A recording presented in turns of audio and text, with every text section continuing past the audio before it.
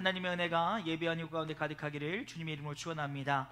우리 함께 선언할까요? 전심으로 예배하고 진심으로 하며 복음으로 움직이자. 우리의 이 선언이 우리의 삶이 되어질 수 있기를 주님의 이름으로 축원합니다. 아멘. 여러분은 교회의 건물을 이루기 위해서 무엇이 필요하다고 생각하십니까? 먼저는 이것을 크게 우리는 눈에 보이는 것과 영적인 것들을 나누어 생각해 볼 필요가 있을 것입니다. 먼저 여러분, 우리 눈에 보이는 것 여러 가지가 필요하겠지요.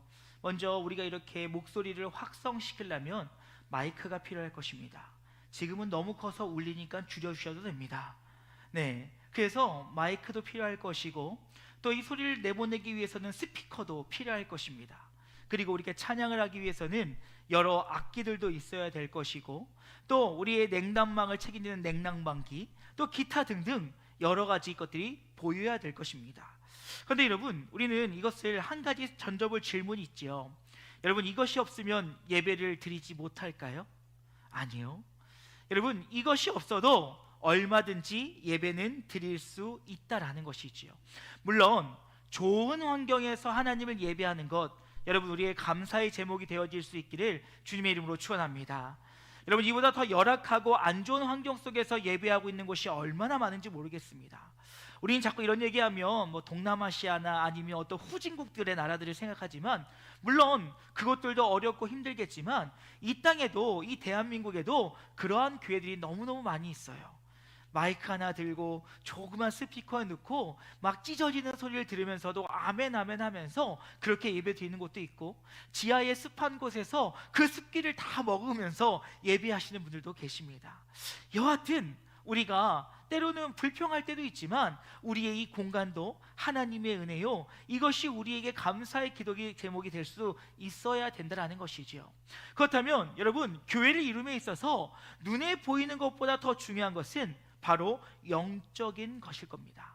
그것은 바로 무엇이겠습니까? 주는 그리스도시요 살아계신 하나님의 아들입니다 라고 하는 우리의 신앙 고백과 하나님의 그 권위 위에 서서 오직 주님께 영과 진리로 예배를 드리는 것, 우리의 마음을 다하여 우리의 중심을 다하여 이 예배의 주인이 오직 하나님 되심을 고백하며 나아가는 것, 그것이 있을 때 우리의 예배가 진정으로 영과 진리로 드리는 예배가 될 거라는 것이지요. 바울은 오늘 하나님의 교회가 이 일을 위해서 온전히 세워지기를 간절히 기도하고 있는 것을 보게 되어집니다. 오늘 14절과 15절의 말씀 보면 이제 바울은 하나님의 교회를 위하여, 하나님의 교회가 온전히 세워지기를 위하여 그가 간절한 마음으로 무릎을 꿇고 기도한다라고 이야기하고 있습니다. 그리고 이어지는 그 말씀을 통해서 하나님의 공동체가 이런 공동체가 되어야 됩니다. 하나님, 그러니 하나님의 귀한 그 믿음의 공동체, 신앙 공동체를 이렇게 세워주시옵소서라고 간절히 기도하며 나가는 것을 보게 되어져요. 그러면 여러분, 오늘 우리는 이 바울의 기도를 통하여 하나님의 교회, 하나님의 피값을 하신 교회, 예수 그리스도가 머리 되신 교회가 어떠한 영의 것들로 충만해야 되는지를 함께 돌아보고, 우리 영진교회가 주의 영으로 충만한, 주의 성령으로 충만한 하나님의 교회가 되어지기를 사모하며 나아가는 복된 시간 되어지기를 주님의 이름으로 축원합니다. 첫 번째로요, 바울은 모든 성도들이 그 속사람의 강건함을 위하여 기도하고 있다라는 것입니다. 지금 바울의 기도는 겉모습이 아니라 성도 한 사람 한 사람, 하나님이 세우신 교회가 그 속사람의 강건함으로 서기를 위해서 간절히 기도하고 있다는 거예요. 여러분, 그거 아십니까? 전 세계의 사이즈로 10위 안에 드는 교회가 우리나라에 3개가 있습니다. 얼마 전까지만 해도요, 사실 전 세계에서 그 대형 교회는 우리나라에 6개가 있었어요. 근데 해외의 다른 나라들도 이제 크게 많이 지었나 봐요. 정보를 봤더니 최근에 조사 결과 3개가 있습니다. 그 중에 단연 세계 1위는 어디 있겠습니까? 여의도 순복음교회. 여러분, 이 규모는요, 주일 출석 인원으로 카운트를 한다고 하는데요, 여러분, 여의도 순복음교회가 주일날 출석 인원이 48만 명이라고 합니다. 10,000명만 보내준다면 10,000명만 보내주신다면 얼마나 좋겠습니까? 예, 그리고 여러분, 그 다음에 5위가 있습니다. 5위는 순복음교회 계열이긴 하지만 은혜와 진리교회라고 하는 곳인데요. 이곳은 몇만 명이냐? 약 10만 명이 모인다고 합니다. 1000명만 보내주신다면 덜 나이가 없겠죠. 그리고 여러분, 구이가 어디 교회냐? 온누리교회가 약 7만 5천 명이 모인다고 합니다. 여러분, 전 세계의 이 나라에, 이 조그만 땅덩이에 3개나 들어있다는 거예요. 그런데 여러분, 왜 이렇게 대형 교회가 많은 우리나라 가운데 교회는 본이 되어지지 못하고 왜 지탄을 받으며 손가락질을 당하고 있는 것일까요? 여러분, 모르겠습니다. 여러 가지 이유들이 있겠지만 제가 생각하는 것은 교회가 교회로서의 역할을 다하지 못하고 성도가 성도로서의 역할을 다하지 못하고 그저 눈에 보이는 것에만 관심을 갖고 눈에 보이는 것에 현혹되어 눈에 보이는 것을 세워가기 위해 애쓰고 있음이 아닐까라는 생각이 되어집니다. 여러분, 한국 교회들 돌아보면 얼마나 좋은 교회들이 많은 줄 아십니까?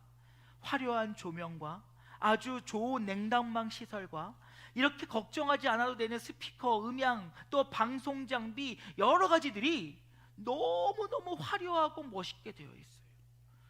여러분, 그 아래에서 찬양하는 젊은이들 보십시오. 땀을 뻘뻘 흘리며 힘들고 즐거워합니다. 그런데 여러분, 한 가지 더 질문을 던져볼까요? 그러면 그 조명과 그 음악이 없다면 찬양할 수 없는 것입니까? 그 좋은 음향시설과 좋은 환경이 있지 못하다면 우리는 예배할 수 없느냐는 거예요. 앞서도 이야기했지만 좋은 시설, 좋은 편의시설이 있을 때 우리는 물론 좋은 환경에서 예배드릴 수 있다는 것입니다. 하지만 여러분, 우리의 관심이 그것이 되어서는 안 된다는 거예요. 뭔가 화려함, 뭔가 멋짐, 뭔가 웅장함, 뭔가 대단함. 그렇지요. 여러분, 대형교회에서 1000명, 2000명 성가대가 찬양하는 소리 들으면요 눈물이 흐를 수밖에 없어요. 근데 그것이 정말 우리가 하나님을 바라보고 하나님을 의지하며 우리가 정말 겉모습이 아니라 속사람이 하나님을 바라보고 있는지는 점검해 봐야 된다는 것입니다. 여러분, 왜 대형교회가 점점 숫자는 많아지고 지역의 작은 교회들 숫자가 줄고 있습니까? 여러분, 뭐가 옳다 그르다라고 이야기하는 것은 아닙니다. 어느 순간부터인가 한국 교회가 숫자에 관심을 갖고 있다는 거예요. 그래서 여러분, 대형교회 목사님은요 뭔가 영역이 있는 것 같아요. 뭔가 힘이 있는 것 같아요. 뭔가 능력이 있는 것 같아요. 설교가 대단한 것 같아요. 아니요, 여러분, 지방에 이름도 없는 아주 작은 교회 목사님들이 더 능력 있는 분들 많이 계세요. 여러분, 인스타그램 하십니까? 젊은이들은 할 거예요.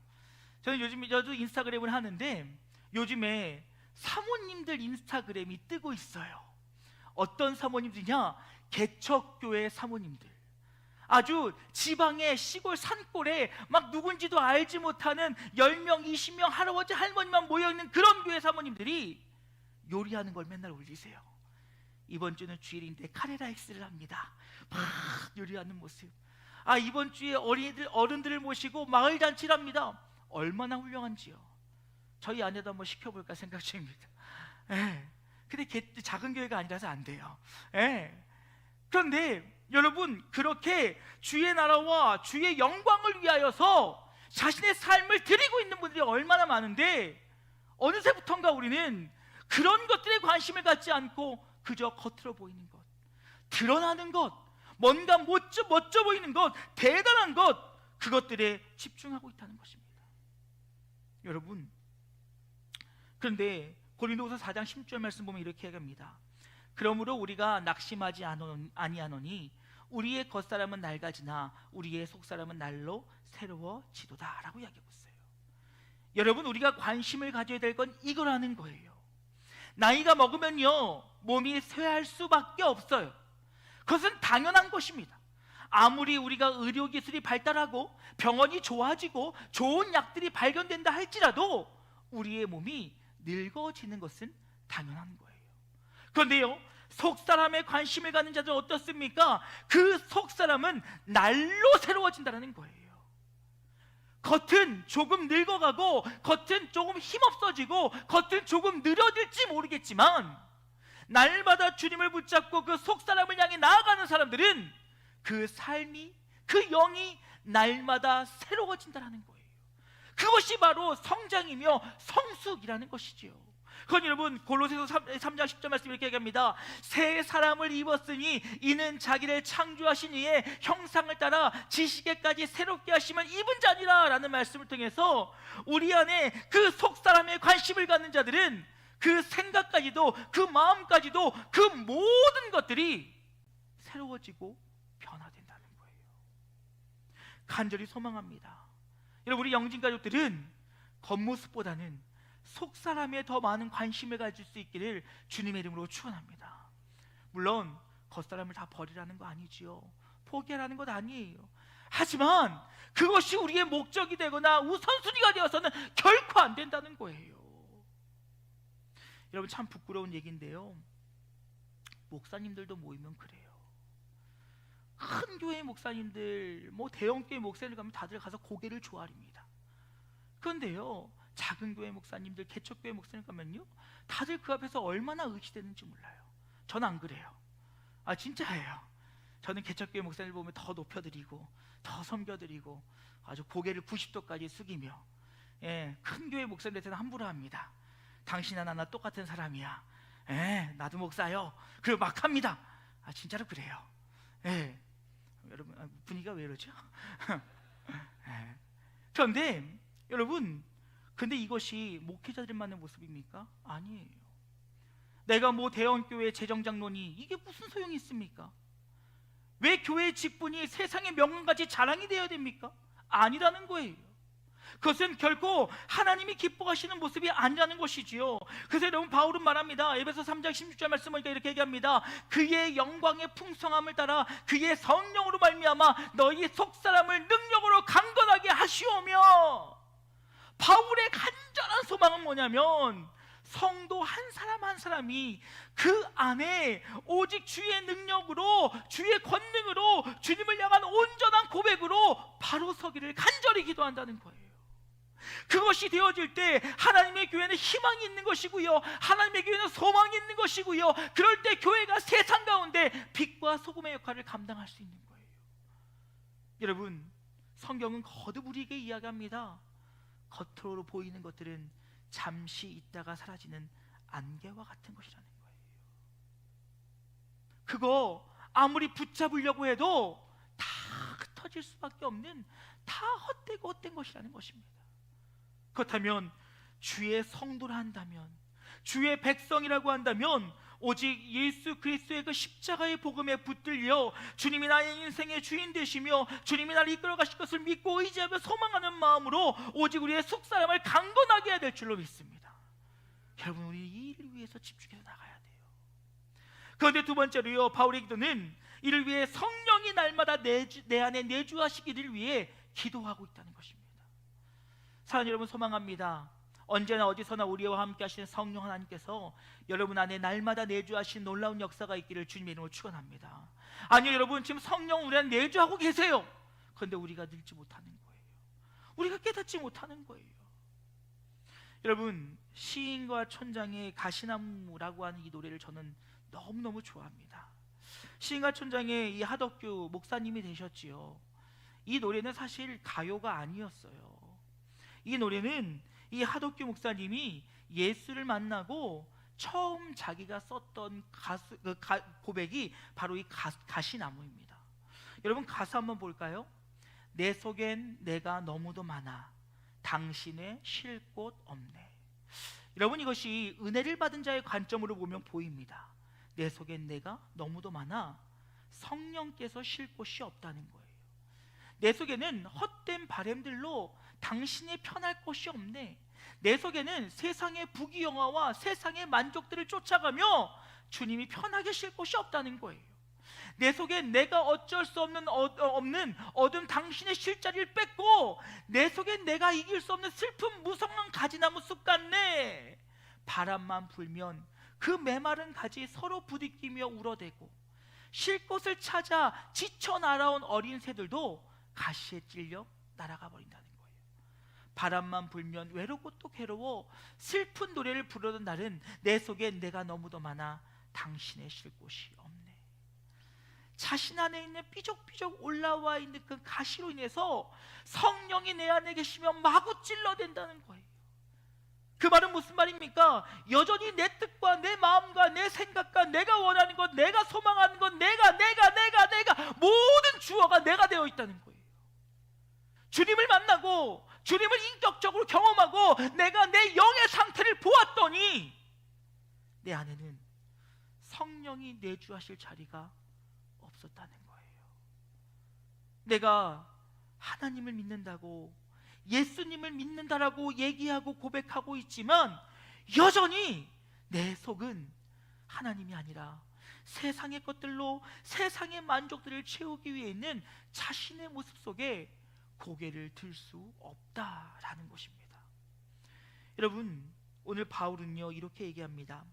17절 말씀을 쉬운 말 성경에 보면 이렇게 얘기합니다. 오직 믿음으로 말미암아 그리스도께서 여러분의 마음속에 거하게 해주시기를 빕니다.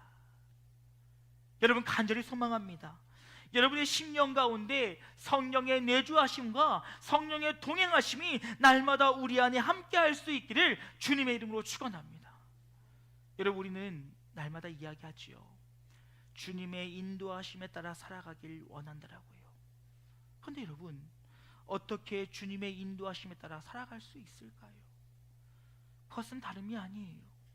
내 안에 내주하시는 성령께서 인도하시는 대로, 이끄시는 대로 순종하며 살아가는 것이 주님의 인도하심을 따라 살아가는 거예요. 여러분, 우리는 마치 성령의 인도하심을 따라 살아가는 것이 엄청나고 대단한 일을 할 때에만 성령께서 내 안에 일하신다라고 생각할 때가 있어요. 하지만 여러분, 우리 하나님께서는요, 우리 성령께서는요, 우리의 삶의 시시콜콜한 것까지도 간섭하고 계시다라는 거예요. 그런데 하나님을 믿는 자들이 이 간섭이란 말을 굉장히 불편해해요.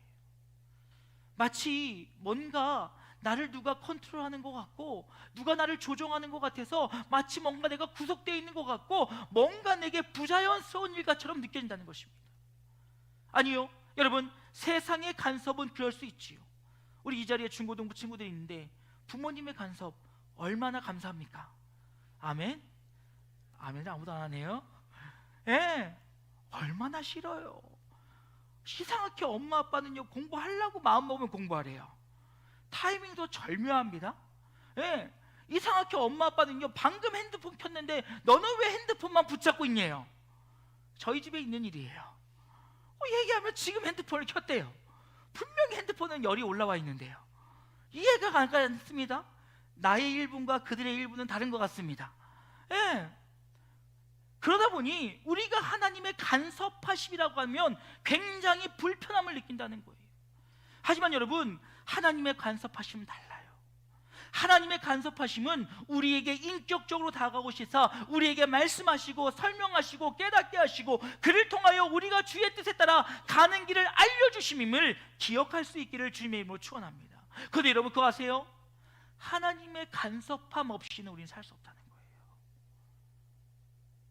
내가 가는 길이 옳은 것 같고 내가 가는 길이 맞는 것 같지만 여러분, 그 길은요 결코 옳은 선택이 될 수 없다는 거예요. 근데 그거 아십니까? 하나님 말씀에 순종하여 하나님 이끄심에 나아갈 때 세상적으로는 좀 내가 원치 않는 결과들이 보이고 내가 원치 않는 것들이 내 눈앞에 나타날 수 있지만 그것은 실패한 것이 아니라 하나님이 우리의 지경을 넓히신 것임을 잊지 않기를 주님의 이름으로 축원합니다. 하나님은 그 시간들을 통하여 그 모든 것들이 합력하여 선을 이루길 원하신다는 거예요.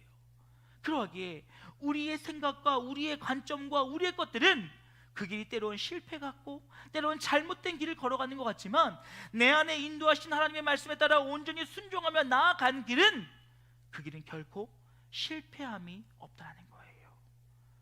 그러하기에 지금 오늘 바울은 뭐라고 기도합니까? 날마다 너희 안에 성령의 내주하심이 있길 내가 간절히 빈대요. 사랑하는 여러분, 날마다 내 안에 있는 성령 하나님과 동행할 수 있기를 주님의 이름으로 축원합니다. 그리고 그 성령 하나님께서 인도하실 때 그 인도하심에 아멘으로 순종하며 나아가는 우리 모두가 되어지기를 주님의 이름으로 축원합니다. 그래요, 그 가운데 너희 안에 그리스도의 사랑이 더욱더 뿌리 내리고 굳어지기를 기도한다는 거예요. 여러분, 우리 공동체는요, 사랑이 없으면 허울뿐인 공동체입니다. 여러분 기억하셔야 돼요. 하나님의 신앙 공동체는요, 사랑이 없으면 허울뿐인 공동체예요. 하나님의 교회는요, 그리스도의 사랑이 없으면요, 가짜 공동체입니다. 여러분, 성경은요, 사랑이 없이는 모두 다 헛되다라고 이야기하고 있어요. 여러분, 오늘 보면 18절 말씀, 중반절 이후의 말씀 보십시오. 너희가 사랑 가운데서 뿌리가 박히고 더욱 굳어져서. 여러분, 우리는 이미 어디에 있습니까? 사랑 가운데 있다라는 거예요. 여러분, 하나님의 교회는요, 하나님의 피값 사신 공동체임을 잊지 않기를 주님의 이름으로 축원합니다. 그 말은 무슨 말입니까? 하나님의 사랑으로 세워진 공동체라는 거예요. 그러니 이미 우리 공동체 안에는 우리를 사랑하신 그 하나님의 사랑과 죽기까지 그 목숨을 내놓으신 예수 그리스도의 사랑과 언제나 어디서나 우리와 함께 하시는 성령의 사랑을 전제하여 그 위에 세워진 공동체라는 거예요. 그렇다면 여러분, 이제 우리는 그 아름다운 신앙 공동체, 그 사랑 공동체가 사랑의 뿌리를 더욱더 깊이 내릴 때 하나님의 공동체는 진짜 능력을 더하게 된다는 거예요. 여러분, 18절 말씀 다시 한번 읽어볼까요? 이렇게 얘기합니다. 능히 모든 성도와 함께 지식에 넘치는 그리스도의 사랑을 알고. 여러분 보십시오. 우리가 먼저 해야 되는 것은 무엇이냐면요, 얼마나 주님이 저와 여러분을 사랑하신지를 깨달으셔야 돼요. 여러분, 주님께서 여러분 사랑하심을 믿으십니까? 정말 믿으세요? 정말 믿으세요? 정말 믿으세요? 여러분, 의심하는 게 아니라 맨날 물어보셔야 돼요. 우리가요, 이맘때만 되면 그리스도의 십자가를 이야기하고 그리스도의 사랑을 이야기합니다. 그런데요, 부활절만 지나면 그 얘기를 듣기가 너무너무 어려워요. 여러분, 그리스도의 사랑을 기억하는 것은 절기 이벤트가 아니에요. 매 순간순간마다 하나님이 나를 얼마나 사랑하시는지, 우리 공동체를 얼마나 사랑하시는지 우리는 알아야 된다는 것입니다. 여러분, 가끔 가다가요, 저희 아내가 저한테 그런 말을 해요. 자기는 하나님한테 화가 난대요. 뭐가 화가 나냐? 그거 물어봤더니 하나님이 목사님만 너무너무 사랑하시는 것 같아요. 그런 시기와 질투라면 얼마든지 하라고. 예. 그냥 옆에서 보면 잘 모르겠어요. 근데 하나님이 저를 되게 사랑하시는 것 같아요. 그럼 저도 한마디 더 합니다. 나도 화나. 하나님이 나보다 당신 더 사랑하는 것 같아. 여러분, 우리가 기쁠 수 있는 이유는 그거 아니겠습니까? 이 힘들고 어려운 시대 가운데 하나님을 나를 사랑하신다는 거예요. 여러분, 하나님이 나를 사랑하신다라고 하는 이 한마디가 우리의 눈물샘을 자극해야 되는 거예요. 하나님 날 사랑하신대요.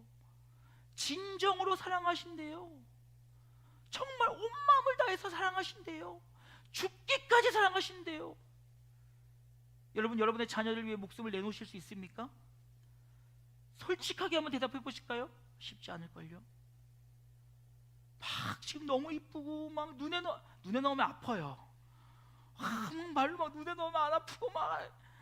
여러분, 목숨 내놓을 것 같아요? 쉽지 않아요. 정말 굉장한 용기가 아니라면 쉽지 않을 것입니다.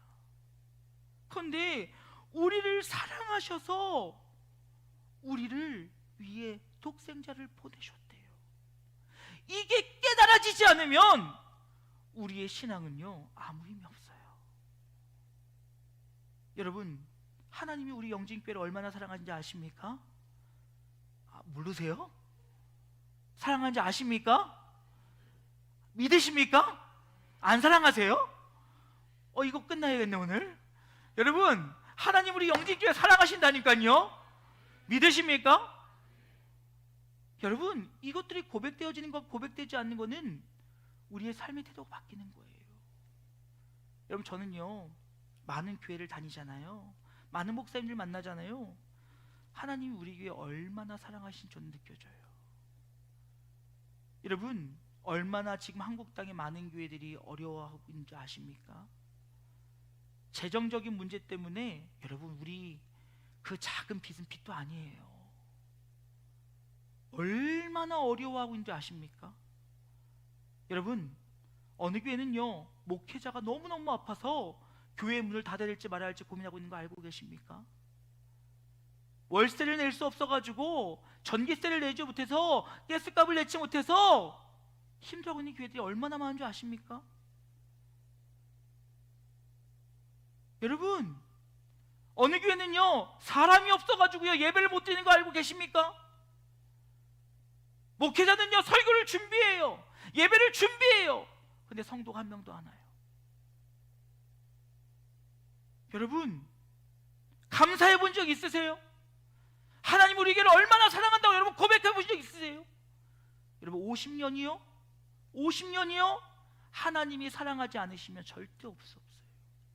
어려운 일도 있었지요, 힘든 일도 있었지요, 고난도 있었지요, 막막할 만큼 답답한 만큼 눈물 흘릴 때도 있었지요. 그런데 사랑하시니까 그 모든 어려움들 이겨내고 50년이 된 거예요. 그 사랑을 깨닫지 못하니까 여전히 싸우고 여전히 다투고 여전히 불만하고 내 기준으로 뭔가 좋으니 그러니 나쁘니 그것이 우리의 모습 아닙니까?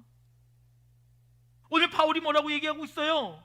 너희가 하나님이 너희를 얼마나 사랑하신지 너희의 속사람으로부터 너희의 지식으로부터 모든 것이 이것을 알아야 된다는 거예요. 그리고 여러분 이어진 19절 말씀 보십시오. 이렇게 얘기합니다. 그 너비와 길이와 높이와 깊이가 어떠함을 깨달아. 하나님께서 우리를 향한 그 사랑이 이 땅의 그 어떤 것과도 비교할 수 없을 정도로 너무너무 대단한 것을 깨달아야 된다는 거예요. 이걸 모르는데 어떻게 우리가 감사해요? 이걸 모르는데 어떻게 우리가 감사해요? 이걸 깨달으면 작은 것 하나에도 감사할 수 있어요. 여러분, 우리 삶 속에서 우리는 쉽게 예를 찾을 수 있지요. 여러분, 아이가 아팠던 집은요 아이가 건강하게만 자라도 감사해요. 그 아이가 공부 잘하던 말도 상관없어요. 어린 시절에 이 아이가 아마 그 병원에서 힘들고 어려웠던 시간을 보냈던 가정은요 이 아이가 그냥 평범하게 잘만 자라도 감사해요. 여러분 그거 아세요? 사업이 쫄딱 망해본 사람은요 주머니에 100원 한 장 없었던 사람은요 100원에 감사할 수 있어요. 여러분 붕어빵에 감사해 본 적 있으세요? 저는 감사해 본 적이 있어요. 그래서 모든 먹는 것을 먹을 때마다 감사할 수밖에 없어요. 여러분은 그냥 웃으면서 얘기할지 모르겠는데 정말이에요. 붕어빵 하나에 감사하고 행복했던 사람은요 오늘 내 손안에 단팥빵 하나만 쥐어줘도 하나님이 주신 일용할 양식인 거예요.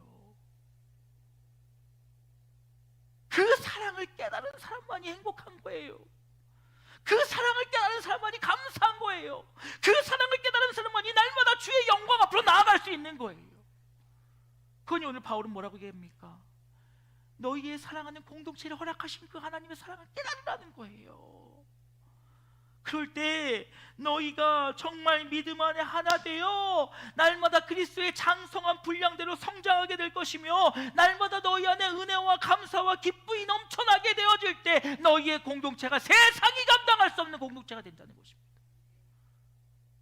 하나님의 교회의 비결은 그거예요. 다른 게 있지 않아요. 그리스도의 사랑을 깨닫고 그 사랑에 붙들려 그 사랑의 감사와 기쁨으로 나아가는 것.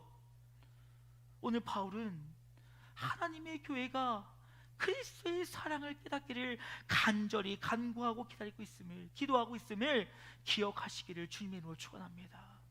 그것이 바로 주의 성도의 삶의 모습이 되어야 된다는 거예요. 이제 말씀 마치고자 합니다.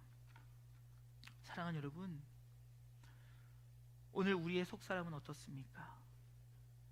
정말 우리 안에 성령의 충만하심과 내주하심과 그로 인하여 그리스도의 사랑 앞에 날마다 감사와 기쁨으로 고백하고 계십니까? 아니면 어느 때부턴가 너무나도 당연한 듯 그리스도의 사랑을 잊어버리고 하나님의 사랑을 잊어버리고 내 안에 내주하시는 성령의 일들을 돌아서버리고 그저 내 뜻과 내 마음대로 살아가고 있지는 않습니까? 오늘 바울은 하나님의 교회가 온전히 되기 위해서 간절히 간구하고 있어요. 하나님, 성도 한 명 한 명이 그 속사람이 강건케 하여 주시옵소서.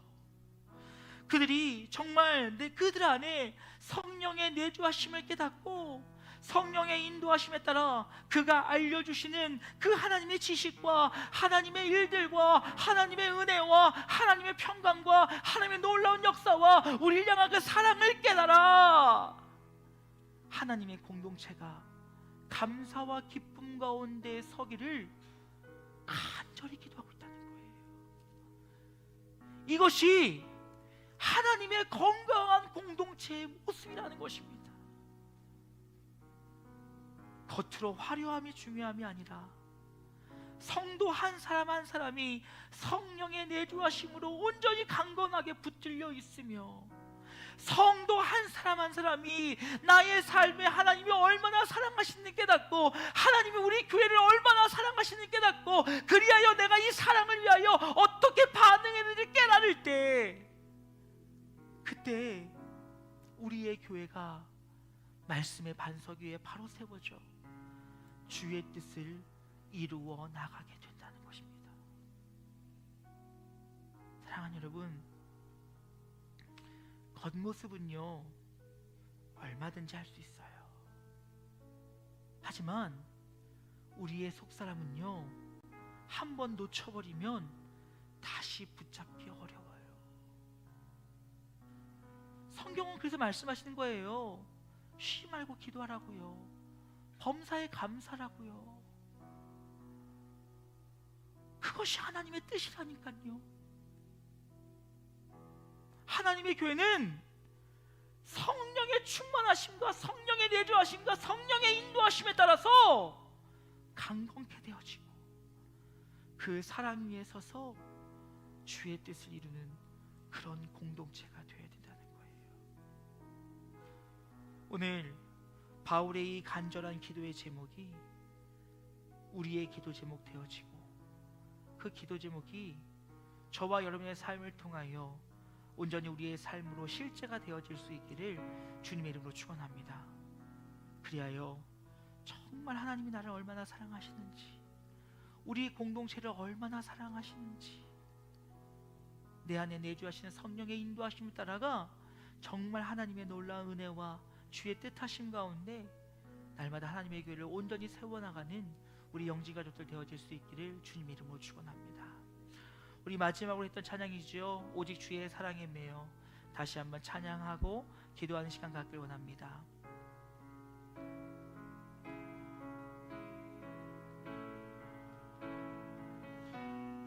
오직 주의 사랑에 매여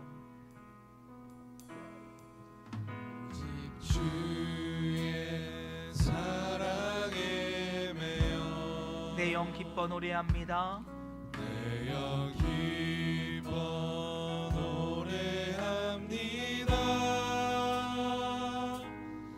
이 소망의 언덕 기쁨의 땅에서 주께 사랑 드립니다. 오직 주의 임재 안에 갇혀 내 영 기뻐 찬양합니다. 이 소명의 언덕 거룩한 땅에서 주께 경배드립니다. 주께서 주신 모든 은혜 나는 말할 수 없네. 내 영혼 즐거이 주 따르렵니다.